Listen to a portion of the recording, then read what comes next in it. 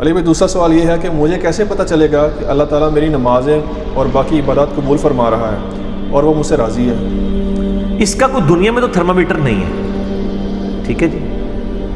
پیغمبر کی غیر موجودگی میں تو کسی کے بارے میں یہ ڈیسیژن دینا امپاسبل ہے، کیونکہ یہ غیبی خبر ہے نا۔ نبی علیہ السلام کے زمانے میں بھی کئی لوگوں کو نیک سمجھا گیا اور ان کے ساتھ کیا معاملات ہوئے ہیں۔ بخاری مسلم میں حدیث ہے کہ ایک بڑا بہادری کے جوہر دکھا رہا تھا میدان جنگ میں، نبی صلی اللہ علیہ وآلہ وسلم نے فرمایا یہ دوست کی ہے۔ ایک صحابی کہتے ہیں مجھے وسوسہ آیا یہ کیسے دوست کی ہو سکتا ہے، تو اتنے جوہر دکھا رہے ہیں۔ تو میں اس کے پیچھے لگ گیا تو دیکھا اینڈ پہ اس نے خودکشی کر لی، تلوار زمین پہ کھڑی کر کے زخموں کی تاب نہ لا سکا تو اس نے اپنے آپ کو قتل کر لیا۔ تو وہیں سے انہوں نے نعرہ لگایا صدق رسول اللہ صلی اللہ علیہ وآلہ وسلم، نبی علیہ السلام نے سچ کہا تھا۔ تو پھر آپ نے فرمایا بلال اٹھو اور اعلان کر دو کہ آخرت کا دار و مدار خاتمے کے اوپر ہے، اور بعض اوقات اللہ تعالیٰ فاسق سے بھی دین کا کام لے لیتا ہے۔ تو نبی علیہ السلام کی موجودگی میں بھی نہیں تھا پتہ چلتا جب تک نبی علیہ السلام کو اللہ وحی کے ذریعے نہ بتا دے اور آپ امت تک۔ تو آج تو ویسی کوئی ڈیسیژن نہیں کر سکتا۔ بہرحال بخاری اور مسلم کی حدیث ہے میں اپنے بندے کے گمان کے قریب ہوں، آپ پوری کوشش کریں اللہ سے اچھا گمان رکھیں، آپ کے لیے معاملہ ہو جائے گا آسان۔ بخاری مسلم میں حدیث ہے نبی علیہ السلام ایک دفعہ ایک جنازے پہ گئے تو وہاں آپ کی عادت تھی کہ جب دفنانے میں تھوڑا ڈیلے تھا تو آپ لوگوں کو وہ قبرستان میں واز کرنے لگ پڑے، اور آپ نے فرمایا یہ حدیث آپ کو شروع میں ہے نا مشکات میں عذاب قبر والے چیپٹر میں مل جائے گی، اور اس کے راوی مولا علی ہیں۔ وہ کہتے ہیں نبی علیہ السلام وہاں بیٹھے ہوئے تھے، آپ صلی اللہ علیہ وآلہ وسلم نے فرمایا جس کا تمہارے لیے جنت جس کی مقدر ہے وہ اللہ نے لکھ دی ہے، اس نے جنت میں ہی جانا ہے چاہے جو مرضی ہو جائے، اور جس کے لیے دوزخ لکھی جا چکی ہے اس نے دوزخ میں ہی جانا ہے چاہے جو مرضی ہو جائے۔ اب وہاں ہم بھی بیٹھے ہوتے تو ہم کہتے جو کچھ حضرت علی نے کہا، انہوں نے کہا یا رسول اللہ اگر یہ لکھا ہی ہوا ہے تو ہم کیوں اتنی مشقت اٹھا رہے ہیں، پھر ہم اپنے لکھے ہوئے اعتماد پہ اعتماد نہ کر لیں۔ یہ میں نے مسئلہ تقدیر والے لیکچر میں یہ ساری حدیث کور کی ہے، مسئلہ 104ABC میں 104ABC میں آپ صلی اللہ علیہ وآلہ وسلم نے فرمایا کہ نہیں تم کوشش کرتے رہو، تم میں سے جو جنتی ہوگا اس کے لیے جنت والے کام آسان ہوتے جائیں گے، اور جو دوست کی ہوگا اس کے لیے دوست والے کام آسان ہوتے ہیں۔ اسیسمنٹ آپ دنیا میں کر سکتے ہیں، جو بندہ خوف خدا رکھتا ہے معاملات کو لے کے چلتا ہے، اسیسمنٹ ہے کہ وہ جنت کے راستے پہ اللہ نے اس کو چن لیا ہے اور وہ چل رہا ہے۔ وثوق سے تو نہیں کہہ سکتے، کسی کے بارے میں بھی نہیں کہہ سکتے سوائے جن کو بائی نیم نبی علیہ السلام نے بشارت دے دی ہے، عشرہ مبشرہ کو یا اصحاب بدر کو یا اصحاب شجرہ کو اصحاب احد کو، وہ معاملہ علیحدہ ہے۔ بعد میں تو آپ کی ساری اسیسمنٹ ہے۔ قیامت دن آپ دیکھیں گے، وہ ڈاکٹر سرار صاحب اکثر فرمایا کرتے تھے کہ بڑے بڑی جماعتوں کے امیر اور بڑے بڑے بزرگوں کی قیامت والے دن مٹی پلید ہو رہی ہوگی، جن کو دنیا بہت بڑا بزرگ مانتی ہوگی، اللہ کے حضور وزیر ہوں گے، کیونکہ دنیا نے مانا نا، اللہ کے حضور تو نہیں پتا تھا وہ کیا ہے، تو اللہ کو پتا ہے۔ تو دنیا میں آپ صرف اسیسمنٹ کر سکتے ہیں کسی بندے کے بارے میں، ڈیفینیٹلی تو کچھ نہیں کہہ سکتے۔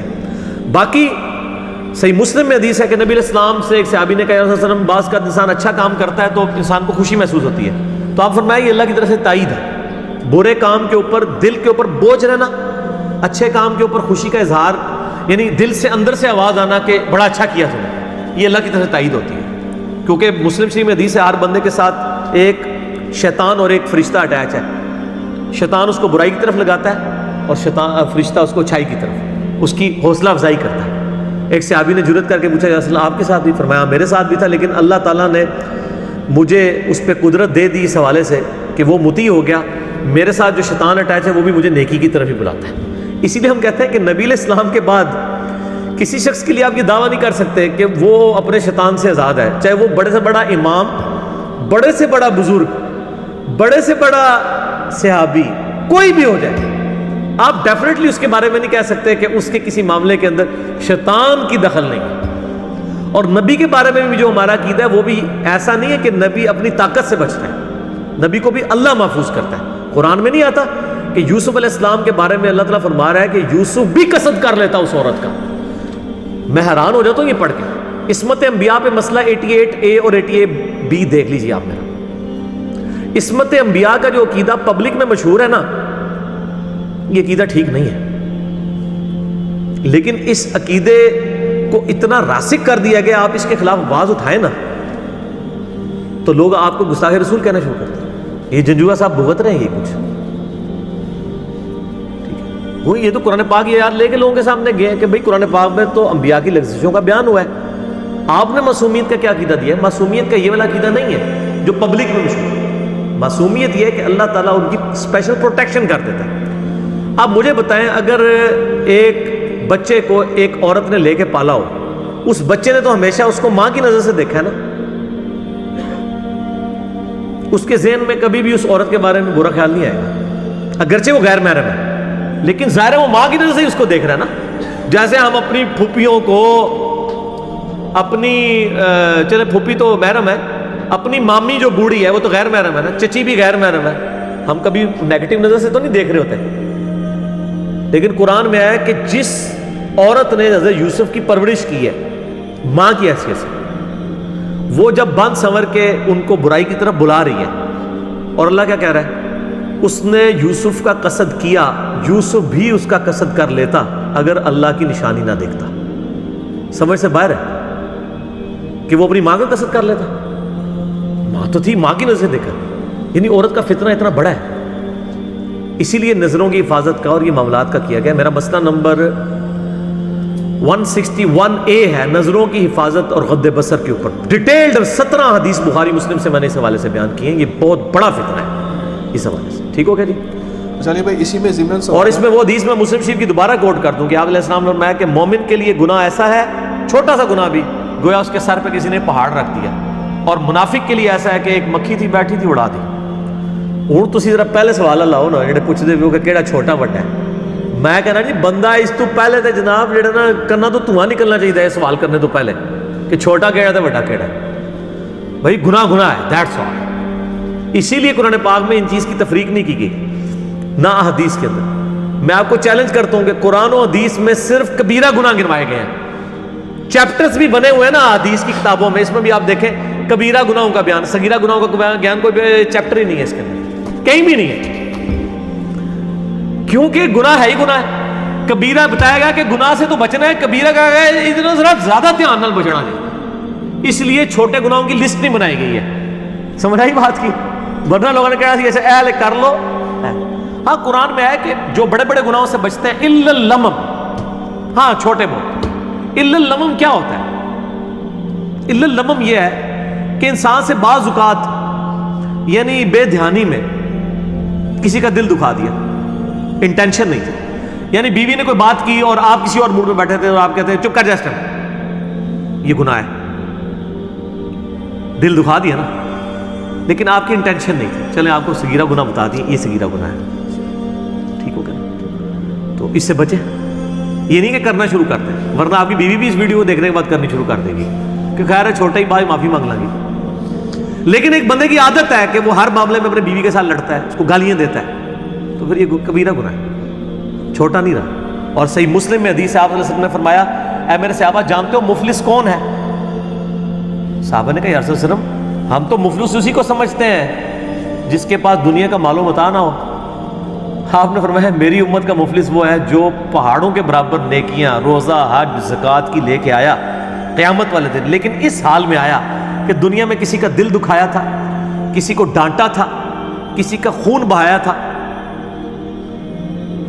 اور کسی کو یعنی برے اندیشے کے ساتھ دیکھا تھا, خوف زدہ کیا تھا, کسی کو تھپڑ مارا تھا, اور وہ قیامت دن آئے گا کہ یا اللہ آج مجھے بدلہ چاہیے. اور قیامت کے دن کا بدلہ یہ نہیں ہوگا کہ یا اللہ نے منو چانڈ ماری سی تے اے لو منو ہی مار دو, نہ, یہ دنیا میں ہے. آخرت میں تھپڑ کے بدلے میں آپ کو نیکیاں دیں گے, تھپڑ نہیں. اللہ تعالیٰ فرمائے گا کہ اس کی نیکیوں میں سے اتنی لے جاؤ, ایک تھپڑ کے بدلے اتنی. ٹھیک ہے. اور مجھے جب کبھی غصہ آتا ہے نا تو میں اپنی بیوی سے کہتا ہوں میں تیری 100 فجر دیا نمازاں لینی ہیں, جو کچھ کیتا تاں میں چھوڑا گا تمہیں, لینی بھی فجر والیاں نے. ٹھیک ہے, پاریاں ہوندیاں نے نا. ٹھیک ہے, خالی بزرگ نہیں پارے ہوندے, نیکیاں بھی پاریاں ہوندیاں نے. تو